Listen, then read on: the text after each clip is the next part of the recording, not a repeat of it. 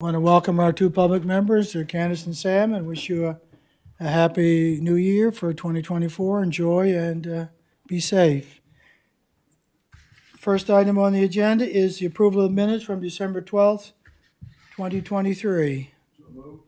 Moved and second. All those in favor? Aye. Contrary minded? Motion carried. First item, Planning 23006, ELT Property Holdings Limited, designation of rezoning, final report. Debbie, you can go ahead. Thank you, Mr. Chair. So the applicant is ELT Property Holdings Limited. The location of the property is 51 Old Enfield Road, and it's highlighted here, two properties in red. The subject property size is 1.13 hectares, and the proposal is to amend the municipal planning strategy and land use bylaw by changing the generalized future land use designation from Village Core VC to Medium Density Residential Neighborhood MR, and to rezone the same from Village Core VC to Multiple Unit Residential R3. So this is, as I said, the subject property outlined in red. To the north, we have R2 zoned lands. To the east, we have R1 zoned lands along Shamrock Lane. To the south, we have Village Core zone lands, and across the street, we have the Legion and some R2 zone lands there. The purpose of this application is to allow for the development of 3 24-unit multiplexes. The property currently has site plan approval on the subject lands that also permit 72 dwelling units. If the municipal planning strategy and land use bylaw mapping application is approved, the applicant does not have to develop the site as shown on the concept plan. However, the applicant would be restricted by the size and frontage of the land and by the requirements of the land use bylaw. The applicant would also have to be compliant with other land use bylaw regulations such as amenity space requirements, buffering, design requirements, and parking requirements. This is the proposed concept plan, and it shows the subject lands reorganized into 3 distinct lots. On the original concept plan, it showed that the driveway is coming out of this middle lot here. As per the request of Nova Scotia Public Works, that driveway has been sent northward along Bakerley Lane and now comes in and then wraps around. There's one building on each lot, and each building contains 24 dwelling units. This is the approved site plan that's currently on the property that also has 72 dwelling units, and these are the elevation drawings that match that site plan approval proposal. These are the photos from the subject property. We have 51 Old Horn Settlement Road that has a house existing on it, and then looking north from the subject property along Old Enfield Road, looking south from the subject property along Old Enfield Road, and this is the Legion across the street. And again, this is just a satellite image from Google showing the location of the subject properties in reference to Bakery Lane and Old Enfield Road. And as a note, there is a sidewalk that comes up to the edge of the Legion property along Old Enfield Road. These are the proposed amendment maps showing the generalized future land use map and the land going to medium density residential neighborhood, and the land use bylaw map showing the property as multiple unit residential R3 zone. Staff have received comments from internal departments and external agencies. Policy IM11 of the Municipal Planning Strategy is a policy that permits council to consider the proposed mapping amendments. East Hants Council has to determine if the proposed application is in the best interest of the municipality. Nova Scotia Public Works. So we've received comments from them, and they've commented that a negative impact to the provincial road network is not anticipated. However, the applicant has to shift that driveway, and as I indicated, that they have shown that on the concept plan that is possible. As of note, Nova Scotia Public Works has provided approval for the existing site plan approval application as well. Infrastructure and operations, in addition to the standard comments around servicing, INO has indicated that the proposal may require upgrades to the existing sanitary sewer infrastructure, and that a stormwater management plan will be required for if the application is approved. RCMP, the RCMP have commented that the additional automobiles that 72 dwelling units would bring to a densely populated area pose the typical issue of traffic. This is an already heavily trafficked area. This in itself poses safety concerns, but is easily mitigated with appropriate signage, signed traffic control, and of course, enforcement. Staff have provided these comments to Nova Scotia Public Works for their consideration, and NSPW has raised no concerns regarding increased traffic. The RCMP also noted that there is no sidewalk in the area of the municipality for pedestrian traffic. However, there is one along Old Enfield Road. It's just on the opposite side of the street, and it stops at the Legion. However, if council is interested in constructing a sidewalk in the future, the local improvement bylaw is the tool that they might want to consider using for getting that sidewalk constructed. Comments also stated that with the increase of population, there is a presumed increase of police calls for service that are more typical for denser populations, noise complaints, damage to property, etc. The Chignecto Central Regional Center for Education has provided comments, and they have indicated that they will use the information provided to them for their planning purposes. And further to this, planning staff are meeting with the staff from the Center of Education to discuss growth in the corridor early this year. Enfield Volunteer Fire Department, so they have provided comments. In response, all buildings will have to adhere to the Nova Scotia Building Code requirements, including items related to fire safety, such as building construction, distance to fire hydrants, and there is an existing fire hydrant located along the frontage of the subject lands, and other items. Fiscal impact assessment. So a fiscal impact analysis has been completed for this application. When completing the analysis, staff assumed, based on value of similar buildings in Enfield, the buildings would be assessed at $3 million per building for a total of $9 million in assessment for the development site.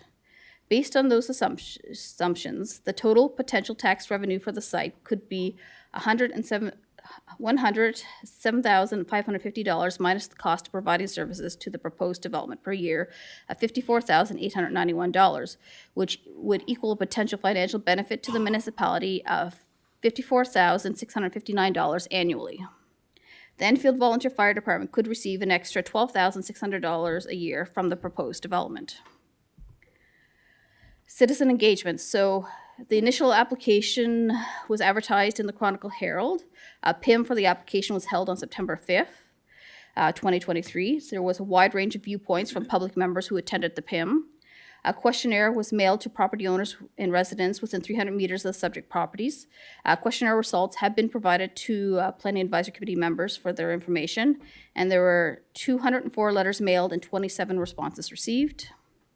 There was a mix of positive and negative questionnaires received. Some of the comments received from neighboring residents include increased traffic congestion from the proposed development, and that was probably the most repeated one on the questionnaire results. Increased demand for water and wastewater services, concerns over the proposed height of the buildings, concerns regarding shadows and neighboring properties, concerns about transient population, issues with the style of development not fitting into the neighborhood, worried about the impact of noise, concerns regarding stormwater runoff, better design than the as-of-right development, would like to see more shopping and soft services in the future, and good idea, more housing is needed. And I'm just going to go over some of the concerns. So in regards to traffic congestion, Nova Scotia Public Works owns and maintains both the Old Enfield Road and Bakerley Lane, and as the traffic authority for these two roads, they've indicated that they do not anticipate a negative impact to their road network, and no new roads are being proposed as part of the development. Capacity for water and wastewater services will be determined at site plan approval stage of the application. If the municipal planning strategy and land use bylaw mapping amendments are approved, it should be noted that the applicant already has been allocated capacity for the existing site plan approval, which is also for 72 dwelling units. Under the R3 zone, the maximum height of a building can be 11 meters from the established grade. On average, each story is approximately 3 meters. Because the application is for a mapping amendment, the location of the buildings shown on the concept plan are subject to change. The minimum setback requirements for the R3 zone are 10 meters from the rear property line and 7 meters from the side yard and front yard property lines. It is important to note that a home in the R1 zone has a maximum height of lesser of 2.5 stories or 11 meters. It may be located 1.8 meters from the side yard and 10 meters from the rear yard. And just for some context over what that may look like, the taller homes there on Sam Crescent, they're just over 10 meters. They're about 10.2, 10.3 meters according to what their building plans show. Therefore, if the subject property was to be developed as an R1 property, the new homes could have the same or greater shadow reach than the proposed 3-story apartment buildings. And just in regards to shadows, our GIS coordinator did a shadow study for us, and this one is based on the concept plan shown by the developer. And we've also provided one on a worst-case scenario, and those have been provided to Planning Advisory Committee members for their information. And so we took the longest day of the year and the shortest day of the year, and then in the actual studies that have been provided to PAC, we've also included kind of those averages in September and March, and to show what the shadows look like. So in the morning, the shadows are in the opposite direction, so there's no impact on the people on Shamrock Lane. This person here does have a little bit of an impact in the morning. And then in June at 6:30 p.m., that's when the shadow from the back building approaches the homes. And on December 21st at 3 p.m. is when that shadow from the rear building approaches the homes as well. And this would be the same shadow reach if this was built as R1 with 10-meter setback off the rear property line, because it would be around the same height. It could be around the same height. It doesn't mean it has to be. The proposed multiplex buildings could be created as rental units or condo units. Concerns about noise may be addressed through the enforcement of the community standards bylaw. As part of the site plan approval process in the R3 zone, developers are required to complete a stormwater management plan. So stormwater will have to comply with the municipal standards. As well, a lot grading and drainage plan will be required for each lot and shall be completed per the lot grading and drainage bylaw. The date of the public hearing has been advertised in the January 10th edition of the Chronicle Herald and will also appear on the 17th edition. A letter indicating the date and time of the public hearing has been mailed to property owners and residents within 300 meters of the subject lands. So in conclusion, both the Village Core Zone and the R3 zone permit 72 dwelling units. The Village Core Zone is comprised of smaller lots with smaller buildings on each lot. The R3 zone permits larger lots with larger buildings, although small multiplexes could still be constructed in that R3 zone, so they don't have to construct those large buildings. The height in each zone can be 3 stories.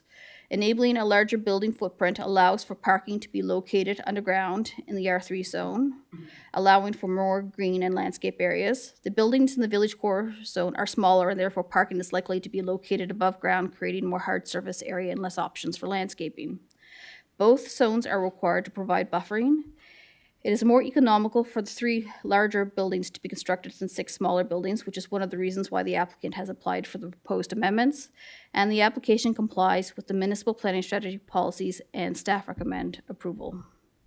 So the recommendation is that Planning Advisory Committee recommends the council give second reading and approve the mapping amendments subject to the discharge of the existing site plan approval, and that's a task that the development officer undertakes. Thank you, Mr. Chair. Thank you, Debbie.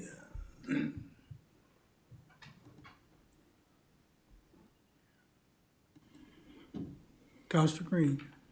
I would move the recommended motion. Moved in second. Any other comments? Question. Questions being called. We'll go to the vote.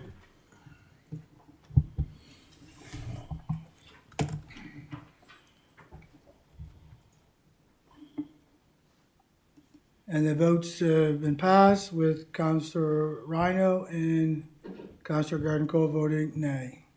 Thank you, Debbie.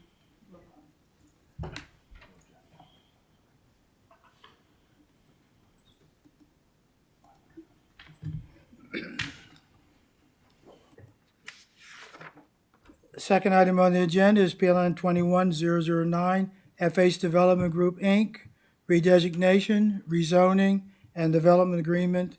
Final report. It's also you, Debbie. Thank you, Mr. Chair.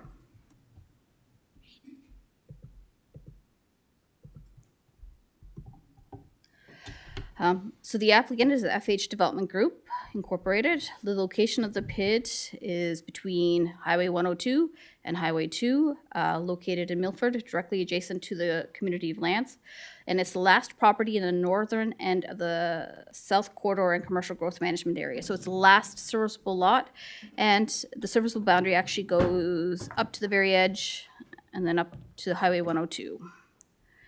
The proposal is, so the subject size of the property is 111 hectares, and the proposal is to amend the municipal planning strategy and land use bylaw and to enter into a development agreement for a mixed-use master plan neighborhood, including a mixture of low, medium, and higher density residential development, open space, and commercial uses. So this is the plan here, and up top we have Highway 102, and down below we have Highway 2. So it stretches in between those two areas, and the road going into the development is down here in the southern corner of where Highway 2 is of the property, and we have 3 phases shown on the concept plan. The first phase is where the dotted lines are there, so that's phase 1, phase 2, and that stops at the brook, and then phase 3 is up top. And there's approximately 1,500 dwelling units. Single unit dwellings are 375, and those are shown here in that yellow orangish color. And the proposed frontages are 10.4 meters and 12.2 meters, and that's similar to what council has approved for both the Shaw Group and for Armco Capital Inc. 2 unit dwellings, 164 units. Townhouse units, 232 units. In phase 1, we have on-street townhouses. And in phase 3, the applicant is showing cluster or stacked townhouses.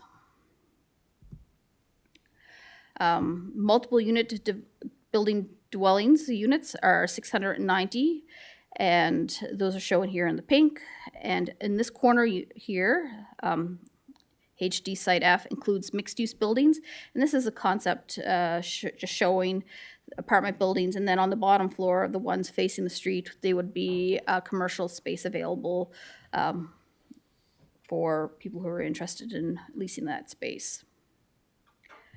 And then we have commercial lands, which are at the corner of the entrance to the development, and on the very commercial, on the very corner one, it would be highway commercial and local commercial uses, and on the adjoining one would be local commercial uses. So they provided some concept images, but again, it would be your typical gas station, fast food restaurant, or some sort of restaurant chain, possibly car wash, those types of commercial uses. And then on the adjoining property, it'd be more professional services, retail uses, 2-story building, and that would have development there as well. So open space and trails. There's 1 park in each phase of the development. So the park in phase 1 is proposed to be 4,932 meters squared. The park in phase 2 is proposed to be 4,000 meters squared. And the park in phase 3 is 2,520 meters squared. The extension of the Barneys Brook Trail into the subject property will create a trail that is approximately 2.6 kilometers in length from the start of the trail within the Armco Capital Inc. lands to where it stops in the current development. So the trail goes kind of like this along Barneys Brook, and it stops right up here, and it creates a 2.6 kilometer length. An active transportation route is proposed for the development as well, and it starts again at the entrance of the development, and it extends through phase 1 into phase 2, joins up with the AT route in the Armco Capital Inc. lands, and then goes to the edge of the proposed development. Walkways are also required, and they're required as per the regulations of the subdivision bylaw, and those are shown here just in the lighter green colors. There's 2 significant wetlands on the subject property, and these are considered conservation lands, and those are the 2 larger areas in green here, and then there's 2 other conservation areas up top. Some of the wetland, the edges of the wetland, some of that is considered for wetland alteration, and the developer will have to get permits at the tentative plan of subdivision when it gets to that stage. And then there's stormwater management plans, and they'll be designed per municipal standards, and they'll tie in to those natural wetlands to create natural assets for stormwater management. Again, this is just to show, this is the Armco Capital Inc. Development that has been approved, and there's a development agreement registered on this property showing this development. And this is the proposed concept plan here, and it shows how it's tied in together. And the roads are going to be just the cross sections of the roads for the Armco Capital also continue on to the FH development roads. So there'll be a continuation there. As I said before, the AT route also continues in. So it's really a continuation of an existing development. These are the amendment maps, so this is both showing the Walkable Comprehensive Development District designation and the Walkable Comprehensive Development District zone. Policy analysis. The planning application has two parts, the mapping amendments and the development agreement. Both parts of the application have been processed simultaneously. However, the development agreement is contingent on the municipal planning strategy and the land use bylaw mapping amendments being approved. And we have council's goal here, and staff have received comments from internal departments and external agencies. So Nova Scotia Public Works, a traffic impact study has been completed for the proposed development. A northbound left turn lane from Highway 2 into the development is required. The study also recommends lowering the Highway 2 speed limit by shifting the existing speed transition zone from Robert Scott Drive northward to be on the South Corridor and Commercial Growth Management area. This would lower the speed limit to 60 kilometers an hour in the study area. In addition, the study also recommends that Nova Scotia Public Works begins long-term transportation planning for the corridor. And Nova Scotia Public Works is currently undertaking a transportation study of the corridor area. Nova Scotia Public Works has reviewed the transportation-related requirements in the draft development agreement and have given their approval on those. RCMP, they recognize that traffic in the corridor will be increased from the continued growth of the community and traffic will need to be managed. These concerns have been forwarded to Nova Scotia Public Works for their planning purposes. The Chignecto Regional Center for Education, the Director of Operational Services, has indicated that the proposed development does have the potential to impact schools in the area, and while there is capacity currently in the schools, this potential development, along with the current growth, will increase the schools towards capacity and will require additional supporting elements such as staff, space, and resources. The director further states that the Chignecto Regional Center for Education will consider this information to supplement their planning tools as they evaluate the capacity utilization during their planning process. Planning staff will meet with the Center for Education to discuss the expected population growth, as I mentioned before, and staff estimate that the number of school-aged children will be approximately 557 at full build-out, and the applicant may apply for an unsubstantial amendment to the development agreement for institutional uses on commercial or multiple unit dwelling areas, which permit the development of a new school.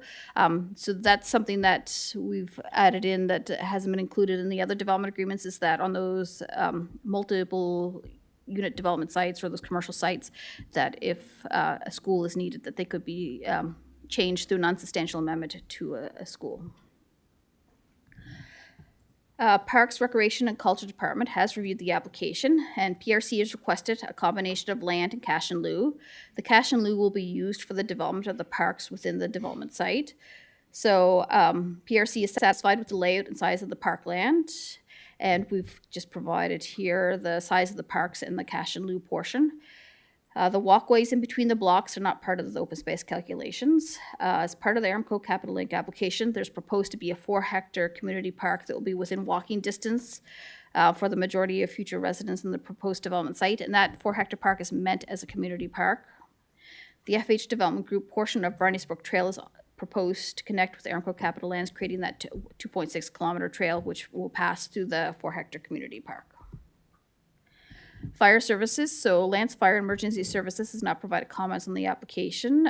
We did ask.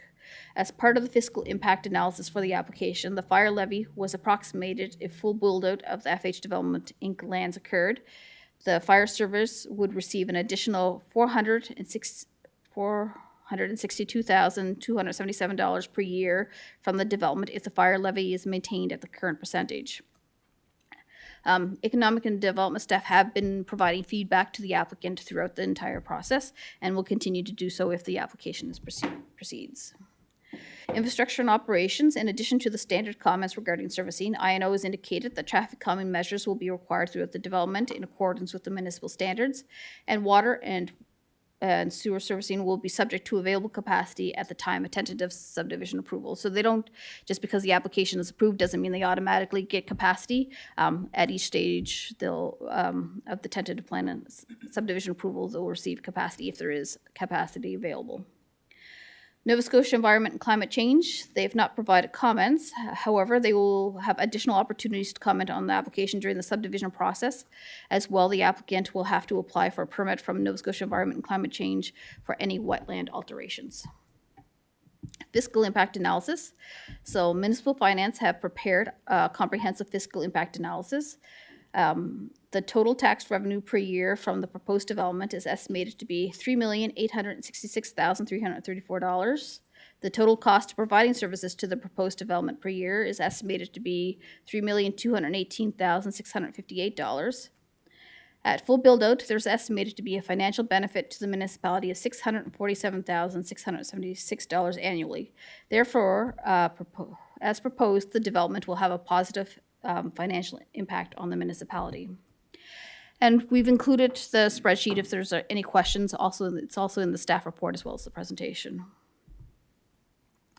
And finance did all of that work, and I'd like to thank them for that.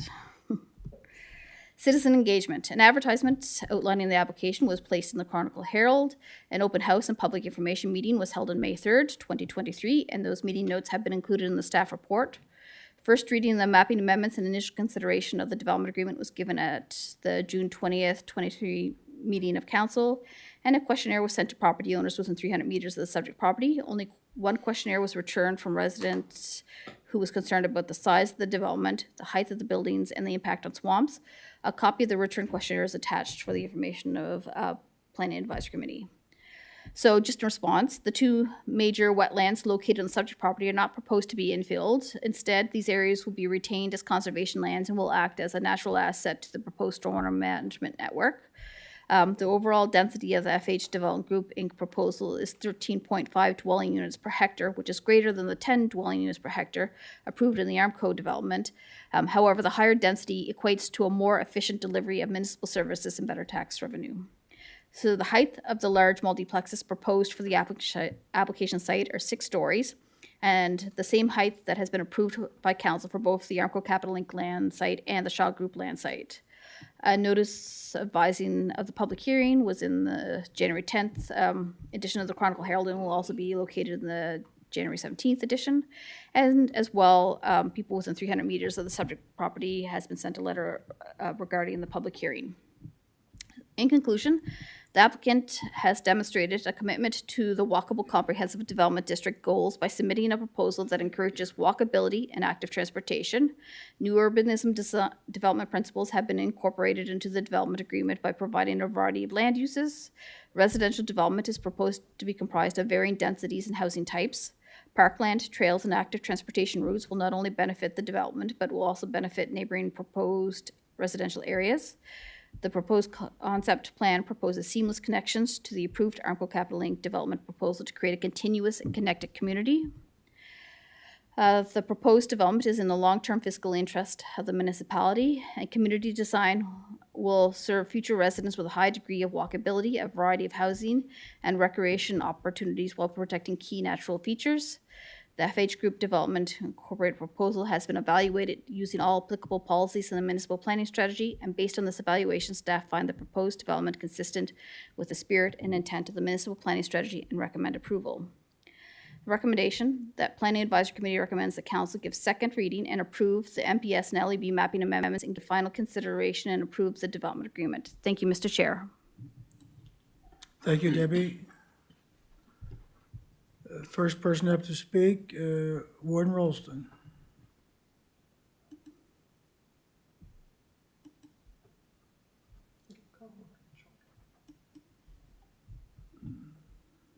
I'm trying to take mine off.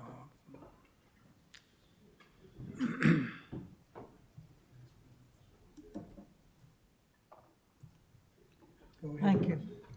Could we go back to the map showing the 3 phases? What page is that? I do not know. Yeah, so could you show me again where phase 1 is? Sure, yes. It's where that dotted line is, right here. Extends up there and down and down. And how many units in that phase? So in September, staff presented a report to Planning Advisory Committee, and at that point in time, council indicated that the developer could do 100 dwelling units here and then 196 dwelling units on this piece of land, as long as they did the emergency connection into these commercial lands and out onto Highway 2, and that has been written into the development agreement. Okay, that was my question, because I didn't see any secondary exit on this plan. No, it's been written into the actual text of the development agreement and that it had to be approved by infrastructure, our engineers as well. Okay, could we maybe have that added to a map at some point so that people realize it is there? Sure, yes. That was my question. I was looking for that secondary exit. Thank you. Thank you, Madam Warden. Councilor Musa. Thank you, Mr. Chair. As of now, where the service is gonna be at, as of now, like, is there's like water and sewer by the property, or it's gonna? Through you, Mr. Chair, currently, water and wastewater services stop at Robert Scott Drive. And the developer has two choices. They can wait for the municipality to undertake it as a future project and to have those services extended.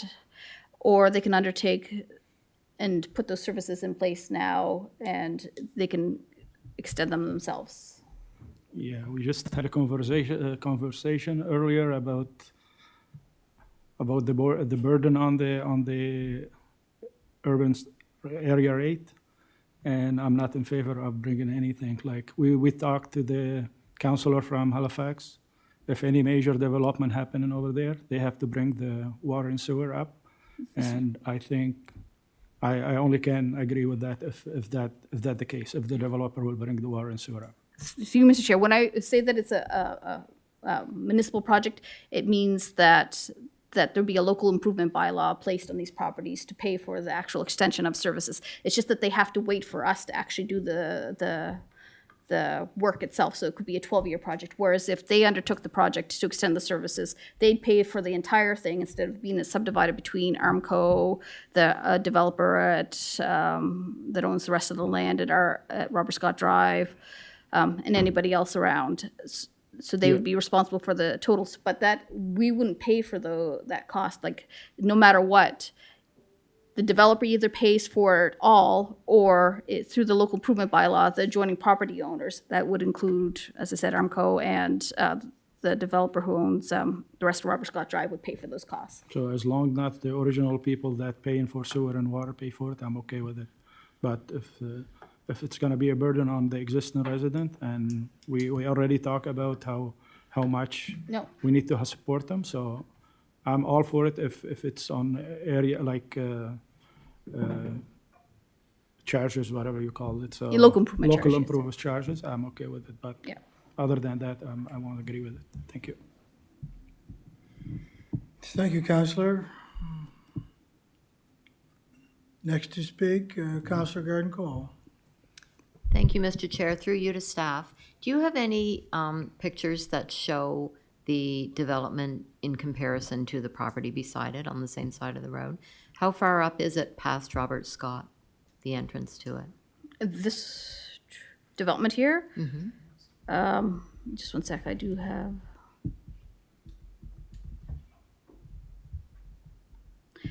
So Robert Scott is right here. The entrance to this proposed development is right here. Okay. And then,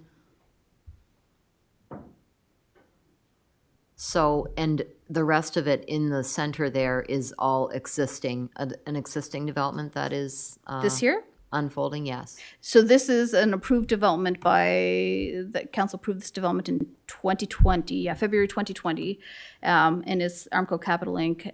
And at some point in time, they've submitted plans for tentative subdivision approval. And does it look like what does it involve? Does it involve single dwelling units, attached housing, townhouses, that kind of thing? Yes, it's a combination of everything. It's pretty much the same colors you see here are also represent the same things in the Armco plan. So semis would be in the darker. Actually, I think theirs is a combination of semis and townhouses in the darker blue. The pink are for apartment buildings and for cluster townhouse developments. The yellowish color are for single unit dwellings. And then they use the red color for commercial lands as well. So the pink is for apartment buildings back there? Yep, And what story are those approved for? 6-story. Okay, thank you. Welcome. Thank you, Counselor. Counselor Tingley. Through the chair, can you go back to that diagram on page 1? Page 1. So that brook that's going through the proposed development, what's the name of that brook? Barney's Brook. Barney's Brook. And there's another brook in that area. Where is that brook? Blacksmith Brook comes down here. That's the one in back of, Robert Scott Robert Drive. Scott. Yeah. okay. So the people on Robert Scott had approximately 9 feet of water in their backyards. Some of their houses, they flooded right up to the floor joists.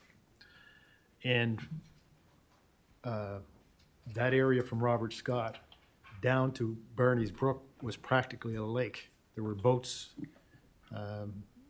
in that area that could go right down to the Shubenacadie River. To the southeast of that is where this CN culvert is that the people are concerned whether it has the adequate capacity or if it was blocked, which I don't know if that happened.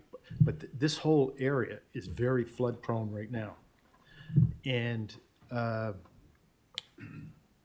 understand there's going to be a storm drainage study or plan for this area. Can we give the residents in that area assurance that there will be no added flood risks as a result of this development? According to what stormwater management plans are supposed to do, and the Director of Infrastructure and Operations can correct me if I'm wrong, but they're supposed to balance pre and post flow. So it's not supposed, any issues that are already there, it's not going to fix the issues that are already there, but it's not supposed to make any issues worse. Okay. So I understand it's not going to make it any worse, but like if you're clearing land there and you're going to remove part of the wetlands and you've got these brooks and streams here, I just like to understand this better. Do we know, Jesse looks like he's going to step in here and provide a response. These residents are very concerned after what they've experienced here in July, that this could add to their problems.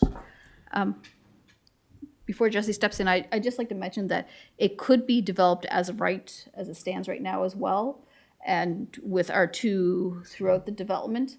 So in either case, stormwater management plans would be required at tentative plan of subdivision that show the balance of pre and post flows. And it's important that those two wetlands not be infilled. And as part of the conservation lands, we will be acquiring those wetlands, those conservation lands, so they would be in municipal ownership, so they shouldn't be infilled. So these developments are going to happen anyway. They're as of right. Through you, Mr. Chair, not the scale of the development, but the lands can be developed as of right. So the developer had the option to go ahead and just build it out as an R2 development without the apartment buildings, without the single unit dwelling, without the townhouses, without the commercial lands. But instead they chose to do a comprehensive development district and instead of doing just the R2. Right. So really what I'm looking for is assurances that, like this was a lake in July for these people. It was pretty bad. And nobody's willing to check the culverts in that area from Public Works or has yet so far, or CN. These people are very concerned. And I'll just wait to see what Jesse's got to say about it.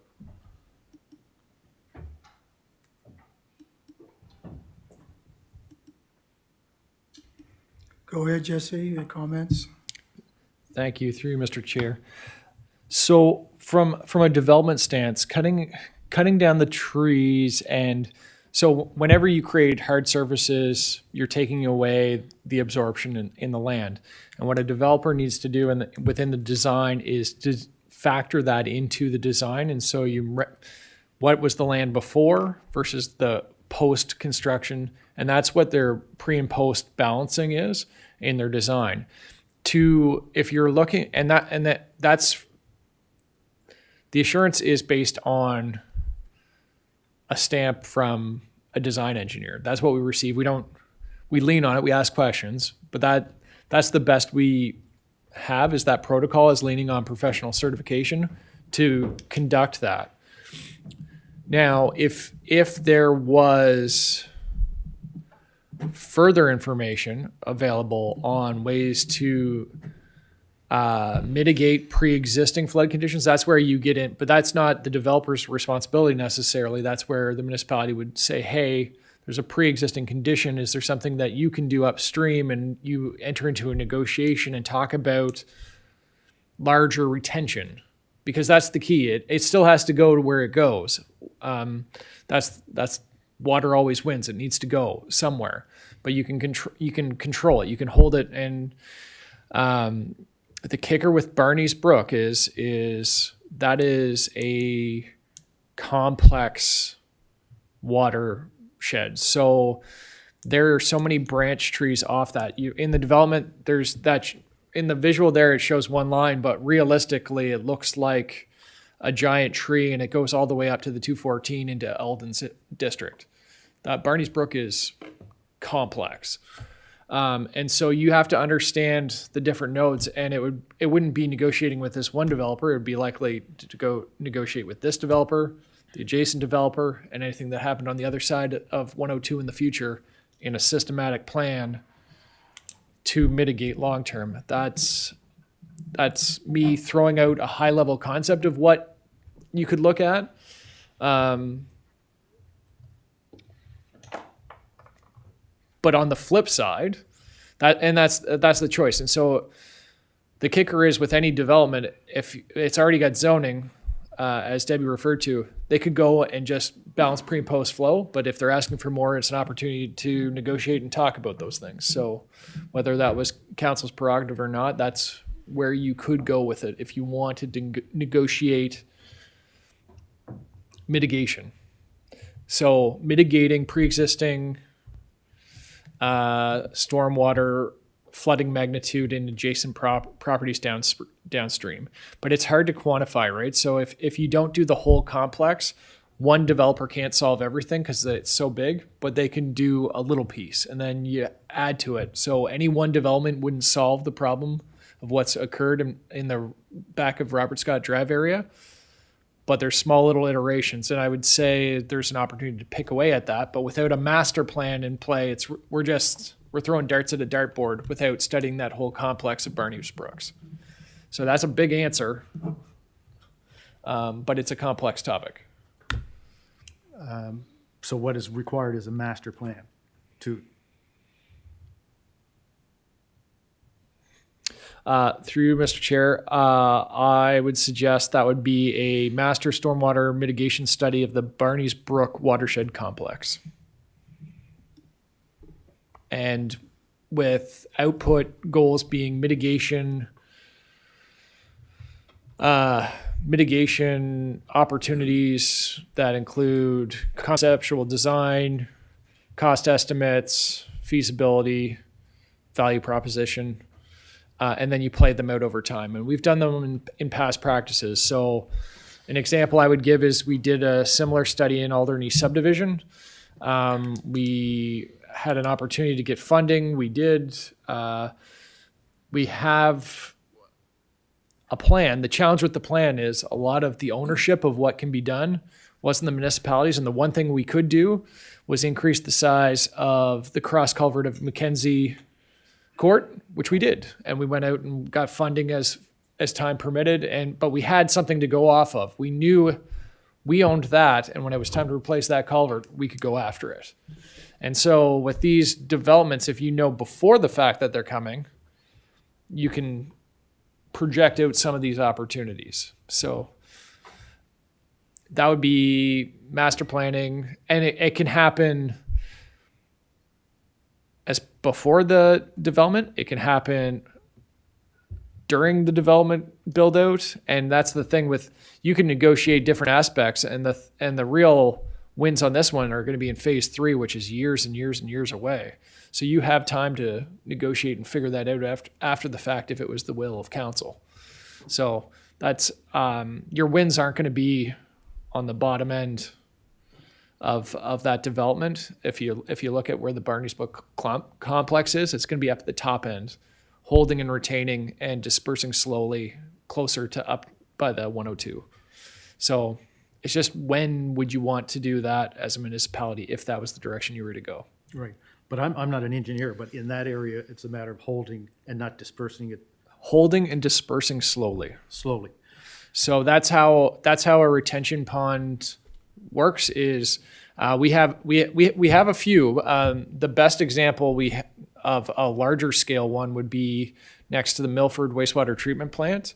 It was a $180,000 project at the time. It not insignificant. And what it does is it sits empty for most of the time, and most rainfall just goes through a designed pipe size that only allows so much output. But on major rainfalls, it fills up and looks like a lake, and it's just slowly dispersing. And it also has, if it exceeds its design level, it can overflow, but it's designed to fail properly with a rock layout.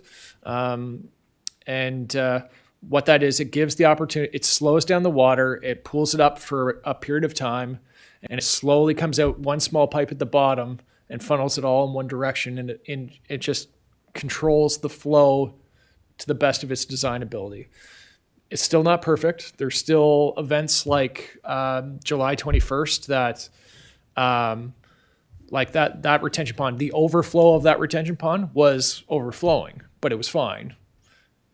But it's one of those things that you have to, they're only as good as for how much you can design for or mitigate based on the space that you have. It's not a solution, but it does help on frequency and magnitude of events. But that could be a retention pond, that could be larger size piping that you don't see, that's underneath sidewalks, that could be a magnitude of things. Right, and that's it. You'd have to study it quite a bit to understand what needs to be done. But I'll just reiterate it. These people in this area they don't have a lot of trust because of their flooding has been increasing over the years with the increase of and frequency of flooding or rain. With like Public Works and CN not responding at all to these requests to check these culverts. Nobody showing any interest to try and mitigate the flooding that's occurring in their area. And they're also concerned with this development could add to their problem. They don't expect it to correct the issue. They think they're hoping the municipality will do other things to help with that, but they don't want it to contribute to it. My only comments. Is that all, Counselor? That's it. Thank you. You want to comment, Debbie? Through you, Mr. Chair, just to indicate that they do show the stormwater management ponds, and they are to be designed as per municipal standards, but those municipal standards could change over the years. So as I indicated in the staff report, they are designed to municipal standards. If those municipal standards change, so that say that they have to retain more water or something like that, then they would have to adhere to those standards at the time. So depending on what the outcome, if you do a study, depending on what the outcome of that study is, if the municipal standards are changed, then the developer would have to adhere to those. Thank you, Jesse, for your comments. Next speaker is Sandra Garden-Cole. Thank you, Mr. Chair. Through you to staff. So maybe I missed this, but are you saying that when a developer is doing their plan for how to, their water and whatnot, and an engineer is responsible for setting that up, if there is, let's say, the brook, which is not very far away, but it's not right in their, are they made aware of such a situation that already exists that their drainage could impact? Through you, Mr. Chair, I'm not quite sure if I understand the question. When you look Sorry. at that, Barney's Brook is not very far, and where all the flooding issues are, is not very far away from their development, right? Through you, Mr. Chair, Barney's Brook actually runs through the subject property up here, just Yes? it goes all the way down and then Okay. over to Eisner, yeah. But right where that area is below Robert Scott Drive, where there's a flooding issue, Yes, is not far from this new development, correct? that's correct. This new development is on the other side of the road on a higher elevation, right? I'm not quite sure what the elevation would be. Some parts of it would be lower because of the wetland areas. Well, I'm just thinking as you start to go up the hill. Hill, yeah. So what I'm saying is, they may just be responsible for getting rid of water on this development, but will they also be made aware that by effectively getting rid of water on this development, that it may be detrimentally affecting an already flood problematic area, hence Robert Scott Drive? So Mr. Chair, their requirement is not to negatively impact an area that's already impacted.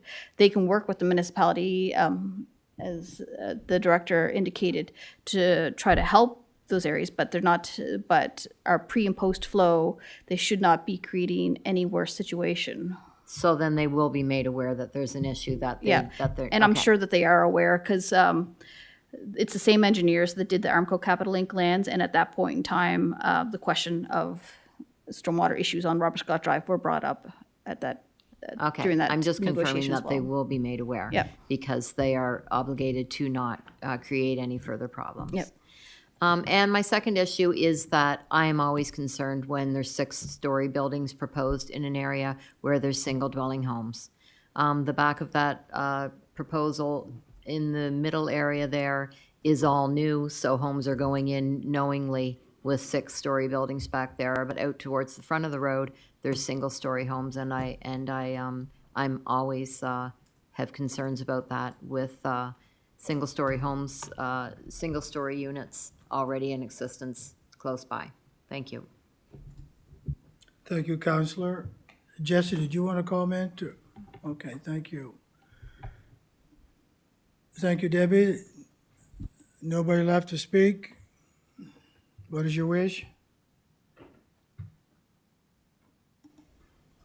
Counselor Green? I'll move the recommended motions. It's moved in second. Question. Any additional questions being called? We'll go to the vote.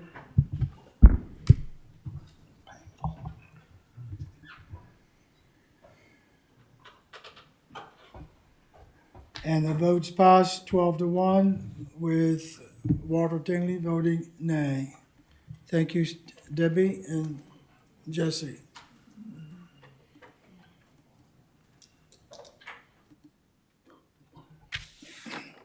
Next item on the agenda is PLN 23-012, Tammy and Joe Ferguson, Development Agreement Application, Initial Report. Leanne Martin, go ahead. Thank you, Mr. Chair. So this is a new application for development agreement in 9 Mile River. So there's 2 properties, and they're located at 7224 Highway 14 in 9 Mile River. Both properties are zoned to dwelling unit residential and designated established residential neighborhood in the generalized future land use map. And the properties together total approximately 5,500 square meters. So the applicant has requested to enter into a development agreement to allow for an educational service use on the property with the intention of the operation of a cosmetology school that specifically relates to the instruction of hair design instruction and other related practices. So one of the properties here has an existing dwelling located on it, and the neighboring property is vacant. So again, the school intends to specialize in hair styling and design practices with around 12 students on site and 1 instructor. So the school will operate or intends to operate out of the existing single unit dwelling with the parking for the school located on the vacant land. And the intent is to have the school on the main floor of the dwelling with the lower level remaining as a residential dwelling. So staff will review the proposed application based on the applicable policies contained in the municipal planning strategy. So a detailed table of the evaluative criteria and enabling policies, as well as comments, will be provided in the final staff report. So policy OS 28 states that council shall consider institutional uses in all zones by development agreement to ensure the institutional use is in the community's best interest. And educational services are permitted use within the institutional use zone, so therefore the use would be permitted through entering into a development agreement.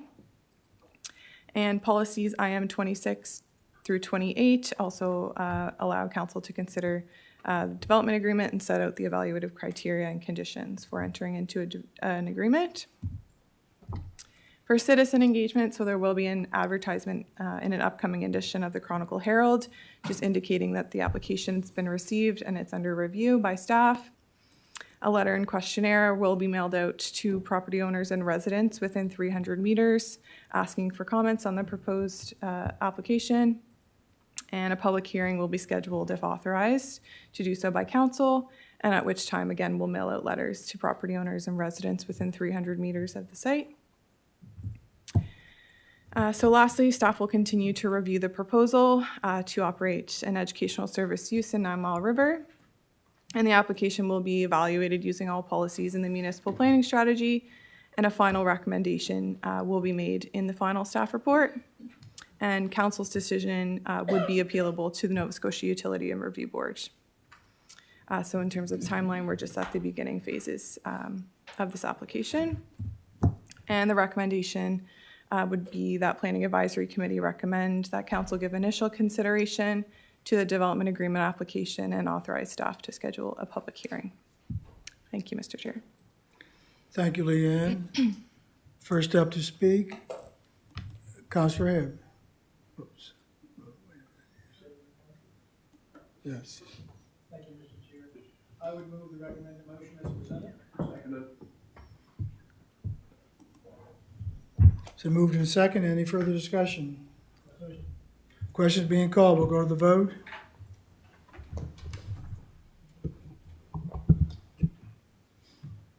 And motion's passed unanimously. I want to thank staff. Thanks, Leanne. Last item is the second access report, and Debbie, Councilor Green, you're heading out? Okay. Thank you, Mr. Chair. So, in response to the fires in Nova Scotia this past spring and comments from East Hants residents, Council has passed Motion C-23-237, which directs staff to identify areas with 50 dwelling units or more that only have a single access into and out of the area. The motion further directs staff to identify options to create new access points in these developments.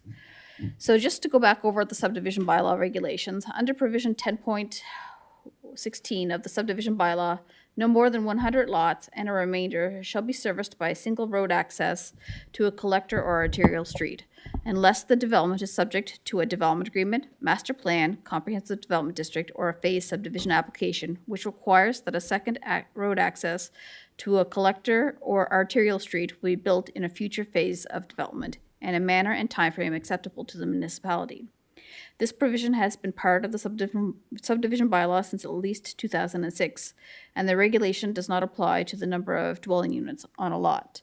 And just as an example, in Cali Lane, so we have, I wrote it down here somewheres. Yeah, Cali Lane has 63 lots, and so they're not up to their 100 lots per the subdivision bylaw, but they have 153 dwelling units accessing that road and that single access. So that's the difference between the subdivision bylaw, that it doesn't control the number of dwelling units, it just controls the number of lots. Areas with one access and over 50 dwelling units. So staff have identified areas of East Hants with 50 dwelling units or more and only one access into the area. Elmwood subdivision currently has the most dwelling units located on one access, but this is planned to change with the construction of the FH Development Group development for Elmsdale. The second largest area with no second access out of the area is the South Uniacke Road and adjoining streets. For this area, it is more difficult to make connection without either significant development in the area or a significant investment into a new connection. So we've identified all these properties within the staff report and have included maps within the PowerPoint. And I'm going to go through each of the areas, and we'll start in Enfield. So this is Doyle Drive and Parker Place. There's 68 dwelling units in total, and there's no road reserves and no opportunity to create access without purchasing a dwelling unit and adjoining lands. But there's a limited availability for new development as well. People could put in a second accessory dwelling unit, but other than that, there's really no new roads that could be created off of this subdivision. So the next one is John Murray Drive and Megan Lynn, and there's 116 dwelling units in this area. No road reserves, but there is a private access through St. Bernard's Roman Catholic Cemetery from John Murray Drive to Highway 2 that could potentially be used in case of an emergency, and it just goes right through the cemetery up to Highway 2 there. Concord Way, Enfield. So there's 137 dwelling units. There's no road reserves, but there is a 6-meter wide active transportation right-of-way connecting Concord Way to the neighboring undeveloped lands. May have the potential to be upgraded to allow for a single travel width for a motorized vehicle if the neighboring lands are developed in the future. There would be an associated cost to the municipality, and staff would not recommend that the AT trail be converted into a public street. Budland Acres. So there's 78 dwelling units in the subdivision, and there's a road reserve that connects Whitney Morris Drive to the adjacent land, so it's just right through here. And there is a second road reserve that connects Edmund Road to Park Road. The connection between Edmund Road to Park Road could be upgraded to improve connectivity for both Budland Acres and the Elmsdale Business Park. There will be a cost to the municipality, and staff recommend that the traffic calming be included with any proposed construction of the road reserve. So we have Renfrew Road and adjoining streets, and it's right from this intersection here where it connects with Horn Settlement Road and to the end of Monte Vista and all the adjoining streets. So there's 172 dwelling units. Options for a new public road access are limited in this area. There are forestry roads and Class K roads in the vicinity, but staff are unsure of the quality of these roads. Also, there is no signage to provide directions, and the network of the roads is extensive, and they go through many hectares of undeveloped land before reaching another public road. In case of emergency, boats could be used to move residents in and out of the area. So this is Elmwood subdivision, and there's 325 dwelling units in total. So the new development has been approved for the land in between Elmwood Drive here and Rolston. And there's another new road that will connect it into Pine Hill as well, increasing the number of connections out of the development to 3. There was no maximum number of lots on one access regulations in place when Elmwood was initially developed, and that's actually why we do have that 100 lot limit now. And I should mention that just last week, the developer has received tentative plan of subdivision approval for phase 1 of this development. Cali Lane, so there's 153 dwelling units on it. There's no road reserves, but there is a walkway connecting Cali Lane to Tyler Street. It's just right here. And that could be upgraded to allow for a single lane vehicle access between the two roads. There would be a cost to the municipality, and staff would not recommend that the walkway become a public street. A second walkway connects the end of Cali Lane to the neighboring Elmsdale District school lands. There's no real opportunity to upgrade this connection to allow for vehicular traffic. Robert Scott Drive, 62 dwelling units. There's an opportunity to have the second connection to Highway 2 once the remainder of the lands adjacent to the existing development are developed. And I know this is kind of a convoluted road network, but it's just what was shown on the previous preliminary plan of subdivision, so we just put it in there. But we'd probably ask for something different at this point in time. River Country Estates and 9 Mile River. So there's 75 dwelling units in total here. A tentative plan of subdivision has been submitted that would connect Belcourt to Highway 14, which would create a second access to the development. And this has actually been constructed, though the road has not been approved by the municipality to date. Milford, so we have 2 developments that are kind of in close proximity to each other. The one with Lacey, Ridgeview, and Riverview that has 69 dwelling units, and then Hunter, Vanatoll, and Valley View, the one up here, has 75 dwelling units.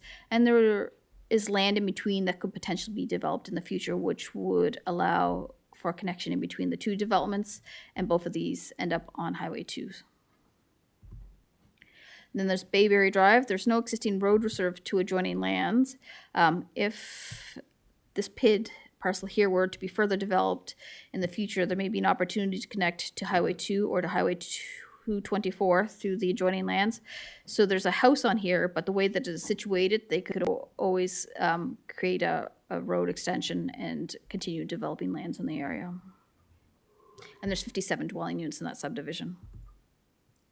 So now we're going to go over to the Uniacke area. So South Uniacke Road and adjoining streets, there's a total of 244 dwelling units. Additional developments have been approved to be located with access to the South Uniacke Road. The South Uniacke Road is a dead-end road that is approximately 2.5 kilometers in length. There are currently no realistic options for connecting the South Uniacke Road to East Uniacke Road or one of the subdivisions that connect to the East Uniacke Road without a substantial investment by the municipality. And the potential connections we looked at was just along the existing or the former rail line here.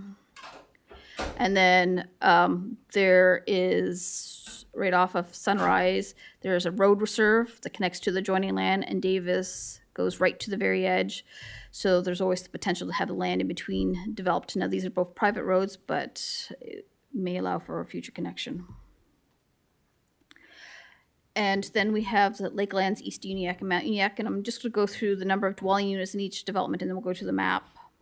So Piggott Lake Road and adjoining streets, 98 dwelling units. Old Mines Road and adjoining streets, 149 dwelling units. Uniacke Mines Road and adjoining streets, 120 dwelling units, and Lake Crest Drive and adjoining streets, 99 dwelling units. And so here's a larger map showing the connections.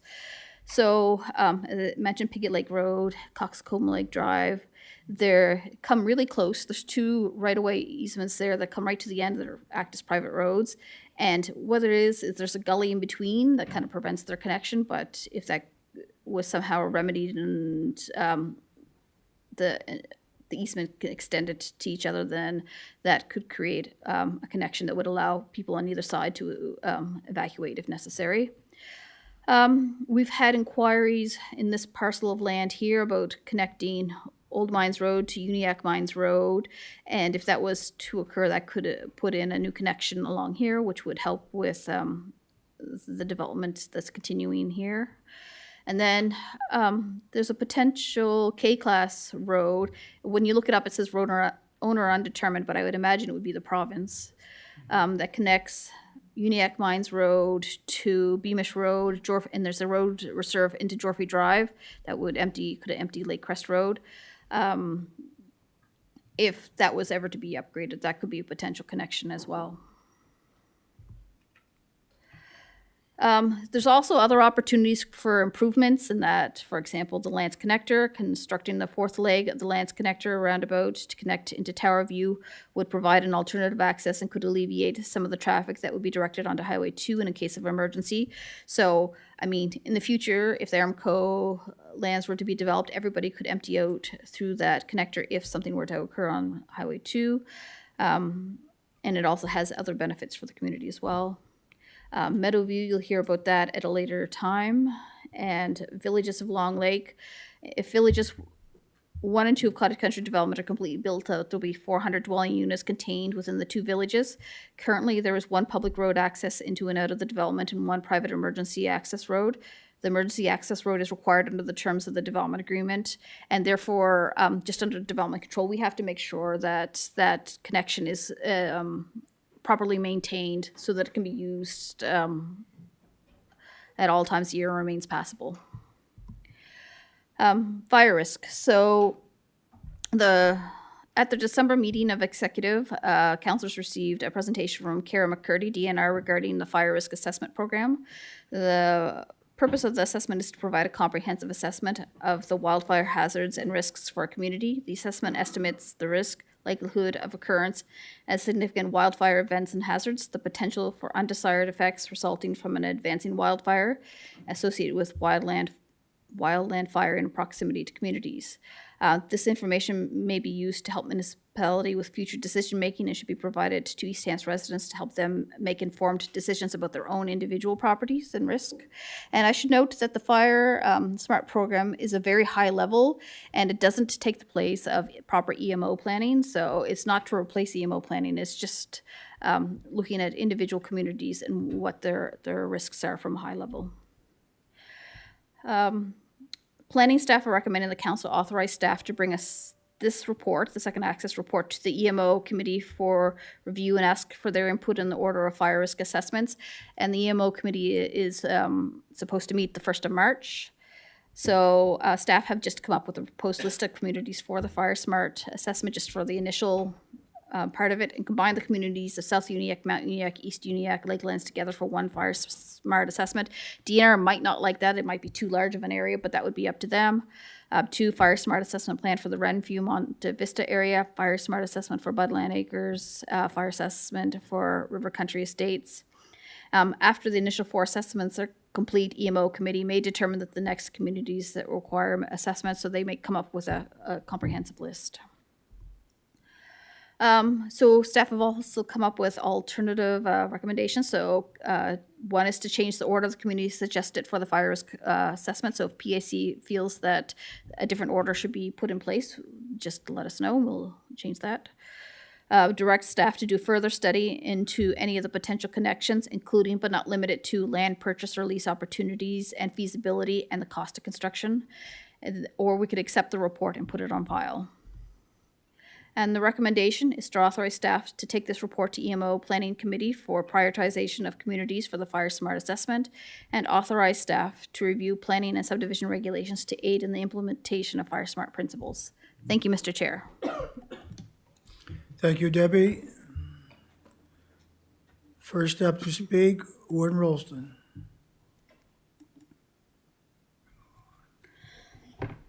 Thank you. Go ahead. Right off the bat, I'm gonna throw it out there. I think our subdivision bylaw language should be changed to reflect the word unit, not lot.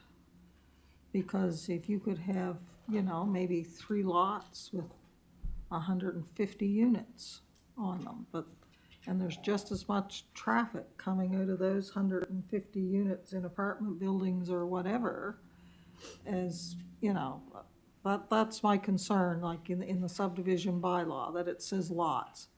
And on 100 lots, you could have very easily have, depending on the zoning, many, many, many more units than 100. And you would have as much traffic needing to get out or get in or whatever as if it was, say, 300 lots or 400 lots. So I just think it's time to look at our subdivision bylaw language and sit down and look at using the word units instead of lots, because any developer will go in there and he'll subdivide the property for his development, and he does want to build roads if he doesn't have to, until he absolutely has to. But if the first phase of his development is 2 72-unit apartment buildings, then, there's 144 units.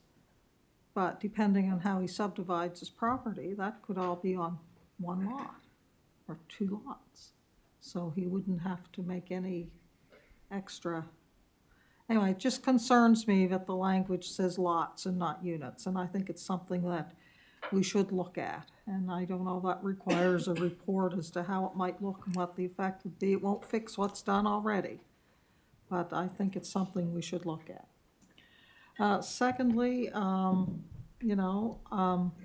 Fire Smart planning, I'm just a little bit disappointed because I remember Kara saying that one of the highest risk areas for wildfires was the Rawdon area, but I don't see, and I look and I see the communities in Mount Uniacke and the communities in Renfrew being studied for Fire Smart, and guess what's smack dab in the middle between them? So, I understand we can't do everywhere at once, but I just wonder, And I know perhaps it's different to fire smart communities than to identify other things, but I'd just like to keep in mind the areas that she has identified as potentially high-risk areas too. So I guess, and as far as you know, I don't think we should just have this report and put it on file, but I think it's excellent. I don't think we're at the stage right now to go out and buy land and start building roads today. I think we need more reports, more information, more costing and all that stuff.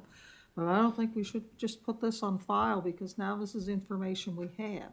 And as we get new applications for development and things like that, now we know what to ask for and where to ask for it. And I think that's very valuable information. So those are my comments.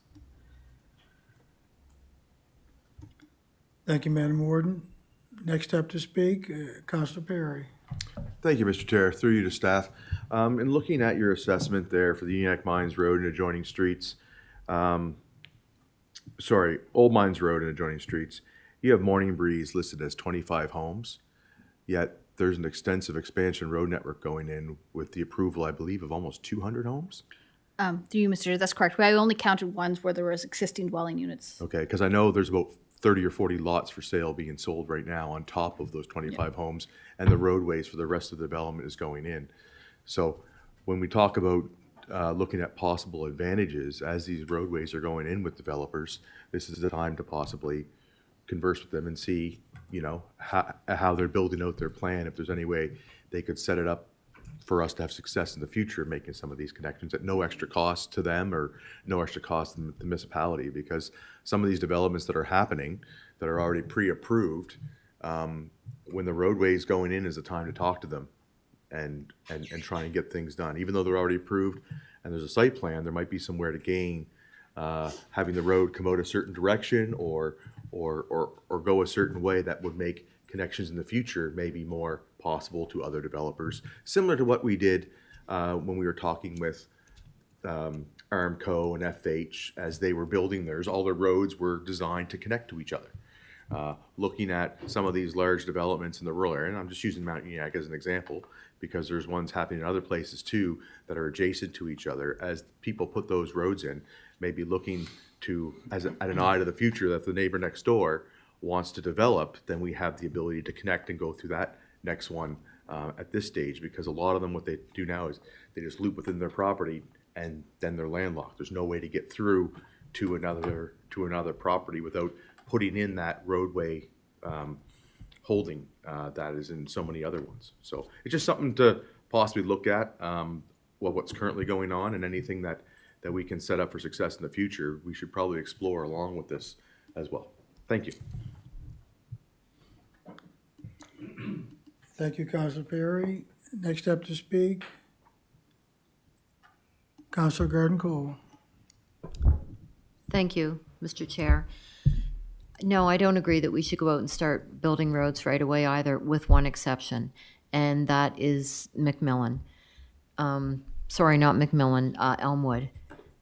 You know, I think kind of a blind eye has been turned to the situation in Elmwood for a number of years, and that number there is staggering. 325 units in there and one way out. And in lieu of what's gone on recently with fires, and also the very end of the road, the exit, is very prone to flooding. I think that we should be actively looking to see if there is a way that we can create a second exit in Elmwood. And I don't mean waiting until the third phase of a proposed development that may happen in 10 or 15 years. I think that the problem is it's grave.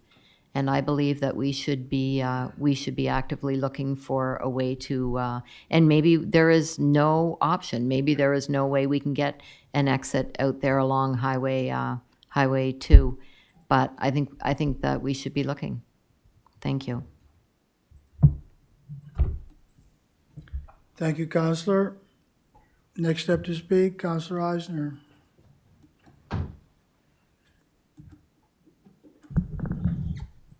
Go ahead. Thank you, Chairperson. Good work, Debbie. I know Thomas Street, they have a gate. and that road can actually go through into the Belnan Road, which is, used to be Eldon's territory. Maybe you can make deals with people like that, have a gate like that, that it can be opened up for, to get traffic through on that area. Yeah, I think we should be connecting roads if we can, and start like looking forward, working towards all that. Anyways, thank you very much.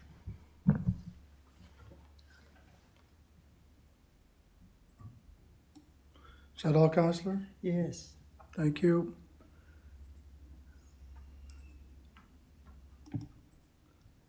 Counselor Musa. Thank you, Mr. Chair. Go into my area, to South Uniacke. 100% we need to do the fire smart thing. And I think alongside that, we have to work on our bylaws, because our bylaws prevent us from building roads in those areas, in those lots that we identified. And another bylaw said you cannot connect to a private road. So we have a lot of hurdle other than the money. There's our bylaw standing in a way, because in an RU zone you cannot create a new road unless we change the bylaw. And on the other side, we have to connect to a private road to be able to access the East Uniacke Road. So we have to change the other bylaw too. I don't know, John can speak to that maybe.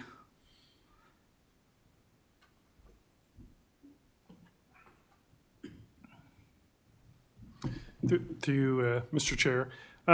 What I was thinking as we were going along is the motion actually, I think, will encompass a review of our regulations. It talks about fire smart planning principles in subdivision. So I think that would incorporate the warden's concern about, you know, is it 100 lots or 100 units or any other things like that that we can think of. Beyond that, I think as was discussed, if you actually want to build roads, it's going to cost money. You're going to have to acquire land. And then we have to talk about what status that road is. Is it just for emergency access? Is it a public or private road? All of those kinds of things. But maybe there's some people maybe that they want to build the road, but they don't want to go through the process of changing their zoning, because, you know, once you try to rezone, the whole town's going to go against you, because nobody wants neighbors. But we gotta look at the safety issue alongside with our regulation and do the right decision about it. So if we want to keep our regulation on those areas like at the RU zone and the private roads, I don't think a smart plan for South Uniacke is gonna work, unless we are willing to bend our regulation to be able to do that. And I think safety is more concerning to me than the use of the land or anything else. So through you, Mr. Chair, there will be a future review where we look at that report is coming on private roads, Debbie, next month or the month after, I think. The gravel roads, yeah. Is that all we're dealing with in that report? Yes. Okay. So I guess that's a future review, whether or not we want to start allowing private roads. I mean, these access roads don't have to be roads. They can just be driveways if they're just for emergency access. And they could be built now. But if you want people to be able to pay for them by selling development along them, that's different. That's, Exactly. I think, what you're Nobody's gonna build a road unless he's gonna be able to subdivide of it. Like to be, I don't know if that put me in a conflict of interest, but as soon you step out of the trailer park, I own the land down there. So I know what I want to do with it, and I know what I cannot do with it. So I'm not permitted to do whatever I want in it. And there's nothing, I bought it because it's zoned that way, and I want to keep it that way. So the rezoning is not an option for me. You know, but if I could do it without rezoning, I'll be able, you got half the battle won, so I will do it. But I don't know if that, what I'm talking about, if it put me in conflict of interest, So through you, Mr. Chair, I think that's a much bigger discussion about what kind of development do we want, because then we would go back to when you could basically build private roads. No, I'm not talking about development. I'm talking about being able to put a road, right? Like, it's, if you're not able to put a road in those areas, I don't think Fire Smart is gonna help anything. Well, through you, Mr. Chair, so where you have RU zoning and you can't build new roads, the policy's set up pretty well to consider rezoning to country residential usually to enable subdivision development, and we've done that a couple of times in the Mount Uniacke area already. Yeah, but probably the people who own it, they don't want to go through that, so. Anything else, Counselor? Thank you. Thank you, John. Counselor Garden Cole. Thank you, Mr. Chair. Just going back to the Elmwood, do you happen to have a overview of Elmwood as it pertains to Highway 2, as it runs parallel to Highway 2? Sorry, these are the only maps that I've included. I can bring up our own mapping program if that would help. Yeah, sure, that'd be great. Okay, just give me one I sec. just know there's a new smaller apartment building that has gone in along there with a road going in. There is another road a little further down. I'm just wondering if these might be possible ways to get into that subdivision to create, as Councillor Musa just said, not necessarily a throughway, but an emergency exit that could have a swing gate on it.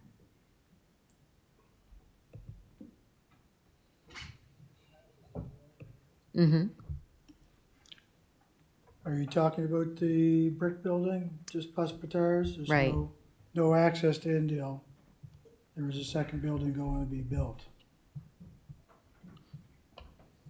So that's, which one is it there? I know that there might not be anything that would be obvious. These two properties here. Right. Yeah. Just at a glance, but I do think it would be worth, as I say, I don't rely on that, on a second exit going out on a third phase of a development that hasn't started yet. 325 units in there with an exit in a flood zone, a congested exit in a flood zone.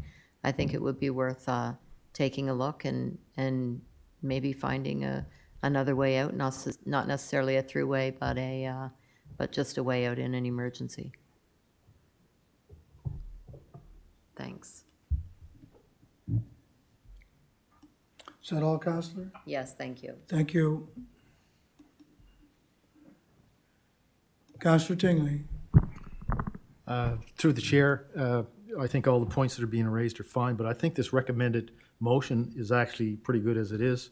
So I'm going to move that Planning Advisory Committee recommends that council authorize staff to take the secondary access report dated December 20th, 2023 to EMO Planning Committee for prioritization of communities for the Fire Smart Assessment, and authorize staff to review planning and subdivision regulations to aid in the implementation of the Fire Smart principles. Moved and seconded, all those for the motion is Counselor Perry. Thank you, Mr. Chair. In support of the motion, one of the things that I was just going to say is when you're looking at secondary exits to communities, we also have to look at the risk, right? Those with the greatest risk need to be looked at, It's not just about number of dwelling units, it's about the risk. Access to water, is there, things like that play a pivotal role in anything like this. How much vegetation is in the area, all those things, which comes from the Fire Smart Assessment. So for that, I'm in full support of this. The only other thing, when it says authorize staff to review planning and subdivision regulations, part of the Fire Smart principles, like Councillor Musa was right when he talks about right now you can't, like if somebody wanted to build a private road, which would cost the municipality absolutely nothing, in the example he gave to connect South Uniacke to that other subdivision, under our current principles, they cannot do that, right? They're not allowed to do that. They can't build a private road because if they go country residential and they build the road, it has to be turned over to the municipality. because we don't authorize private roads. So you, Mr. Chair, I'd have to look at the growth management area for Mount Union, because you can have a private road in a country residential zone. I just have to see if it's part of that Mount Union growth management area or not. Yeah, and in that area it is, and it would have to be a paved road going onto a gravel private road. And right now, it doesn't,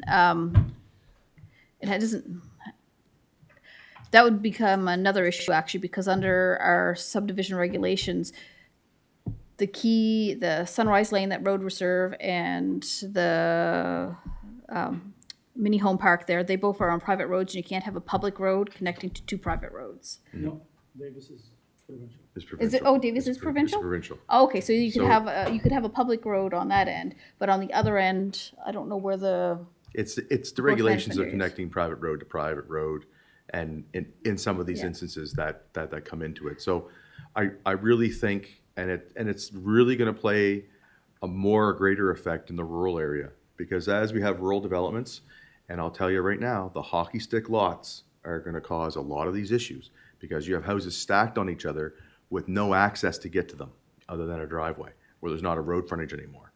Right? And when you stack hockey stick lots going one way and hockey stick lots going the other way, you have a large population in the center, surrounded nothing but trees, and no way to get out.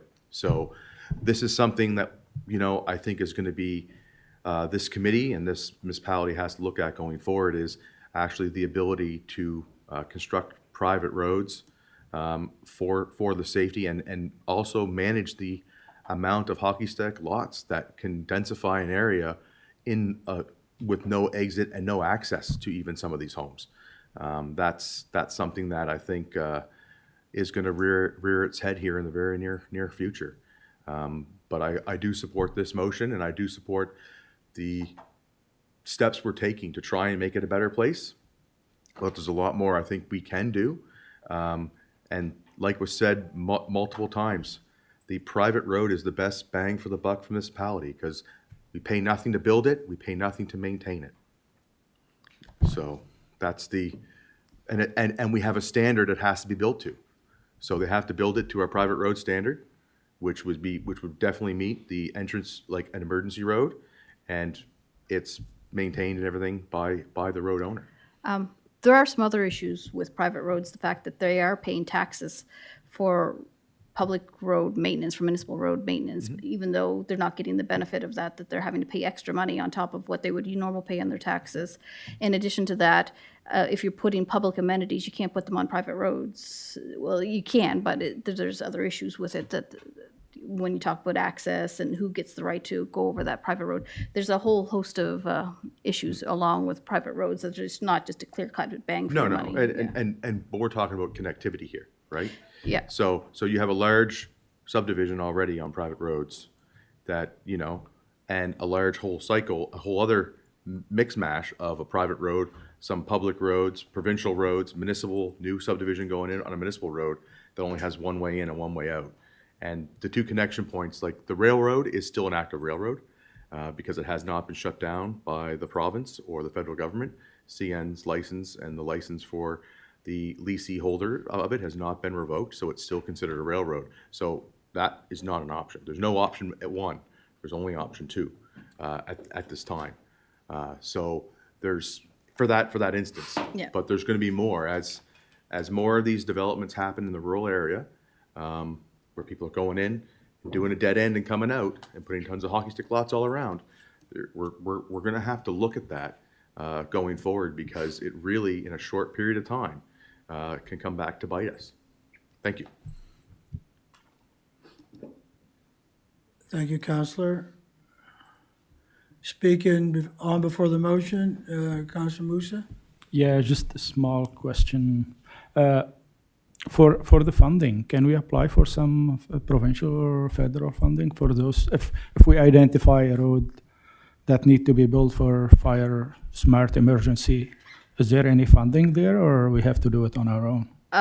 It's you, Mr. Chair. I'm not sure. I believe the ones that were put in HRM were done during that state of emergency, so it came through a different funding stream. So it wasn't just they applied for funding and they were able just to put it in because of the state of It emergency. would be nice if there's if we could find out if there's funding for those project like that. That would make it much easier for us to continue with those stuff. Thank you. Is that all, Counselor? Thank you. Question.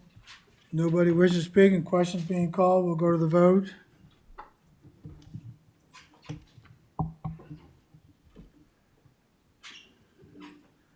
And the motion is passed unanimously. I want to thank staff. I also want to apologize to the deputy warden for not addressing Ms. Deputy Warden Green. My apologies. It was a memory lapse. I'm not too concerned. Well,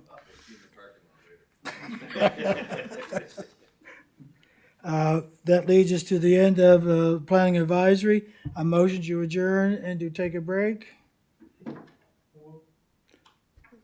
Moved in second. We are now adjourned. I want to thank the public members for being out with us this afternoon. Do we want to take a break? Because that break was for between committee and council, and we do have one more committee item left.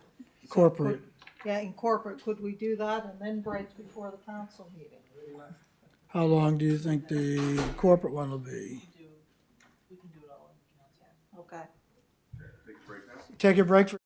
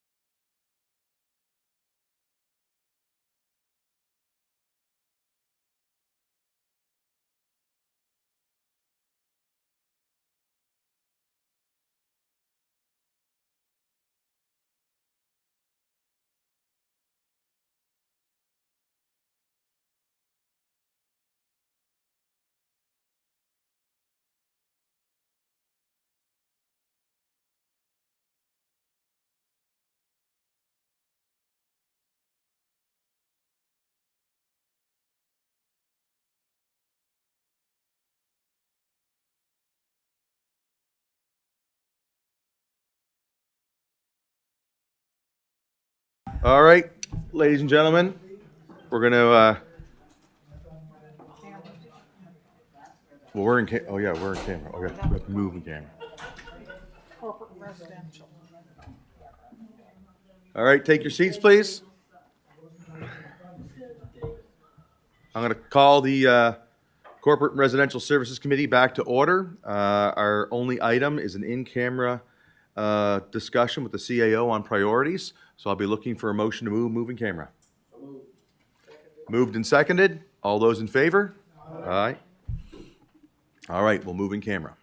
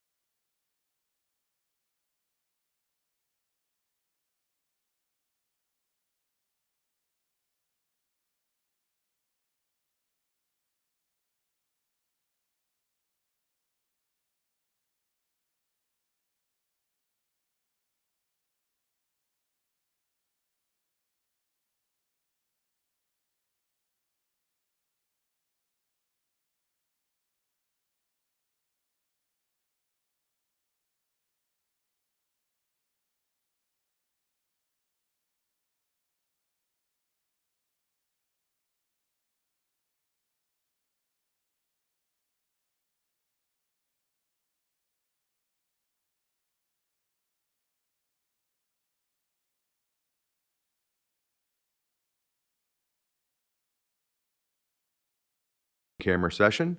So I'll be looking for a motion to adjourn committee to reconvene in regular council.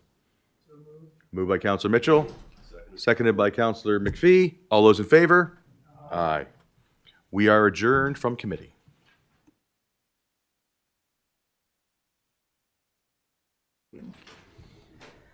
Okay, folks, I would call this meeting of council for policy and in-camera items to order. We have 3 in-camera items on the docket this afternoon, land issues. So I would be looking for a motion to go in camera. So moved. Moved and seconded. All those in favor? Aye. Contrary? Motion is carried. We'll give staff time to move us into the in-camera session.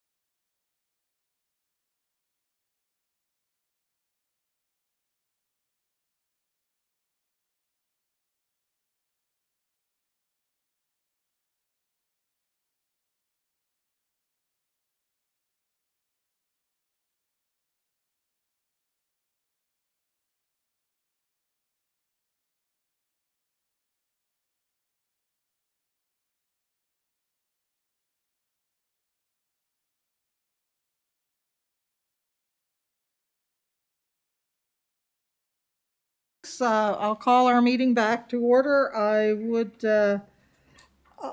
report that we met in camera and discussed some land issues and a possible legal issue. Out of those discussions, there is one motion coming forward. And I'll turn it over to Councillor Perry. I will move that council direct staff to proceed with the open space disposal process under the Municipal Government Act and the Municipal Planning Strategy for a portion of PID 45354677 Meadowview Way, Belnan, with the intent of conveying subdivided portion PID 45354677 from East Hants to East Hants for a future public road. I so move. Moved and seconded. Question? Question's been called.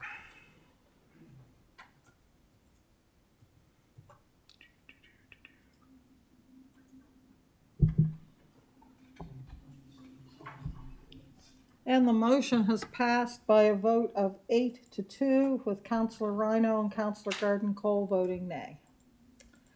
That concludes our business. I would be looking for a motion to adjourn. Moved by Councillor Rhino, seconded by Councillor Hibb. All those in favor? Aye. Contrary, motion is